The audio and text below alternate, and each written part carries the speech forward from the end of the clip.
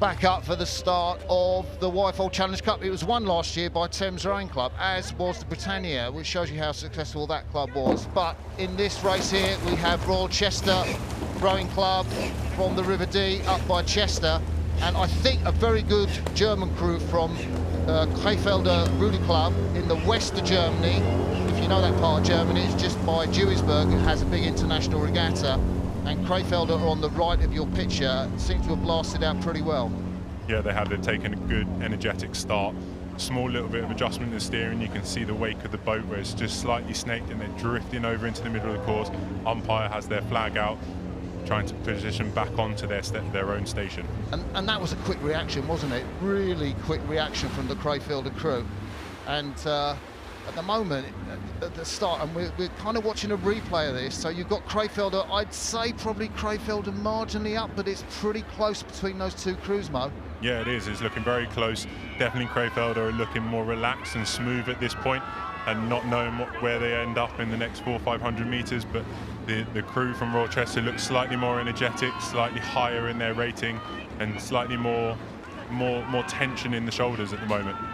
So let's give a name check to these Crefelder crew. On the right of your picture, it's the 19-year-old bowman, Matthias Parlow, who's absolutely stoked to be in his first Henley. Lucas Geller in the two-seat, and then going down the boat with the white cap, it's Jan Remmer and Matthias Kuhlen in the stroke seat. But Royal Chester are moving away.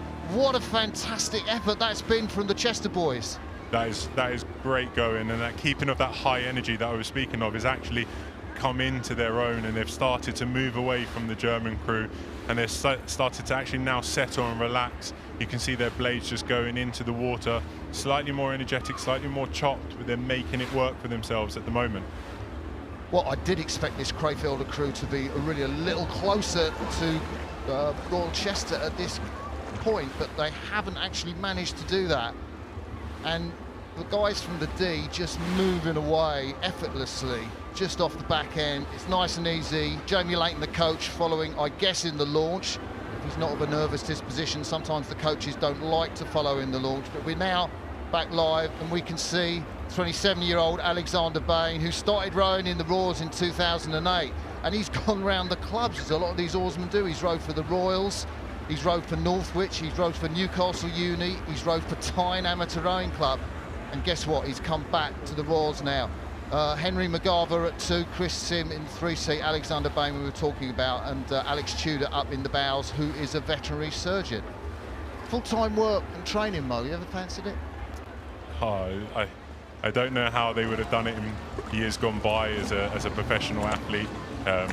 Often the most important part of your training is the recovery. So to have a full 9 to 5 or a 9 to 6 and then do 1 or 2 training sessions either end of the day is tough going, especially as your recovery is your work. And for Andrew, being a veterinary surgeon, that will be on his feet, engaging with people. He can't just rest and sit down.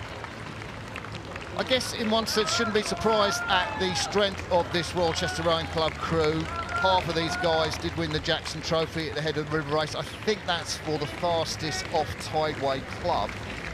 And this was half of the crew. They won championship 4s at the Knott City Regatta. So, you know, they're experienced rowing together. They've been together all season, and they will have been targeting this Wyfold 4s event.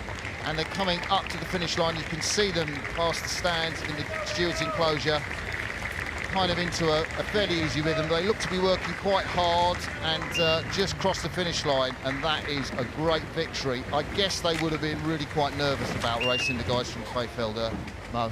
Yes, of course, because you go into an unknown when you face an international crew.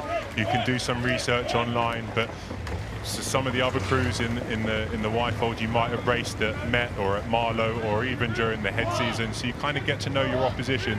So for Royal Chester to come away against an unknown, relatively unknown competition and row very convincingly to a victory is a good starting point for the campaign this week.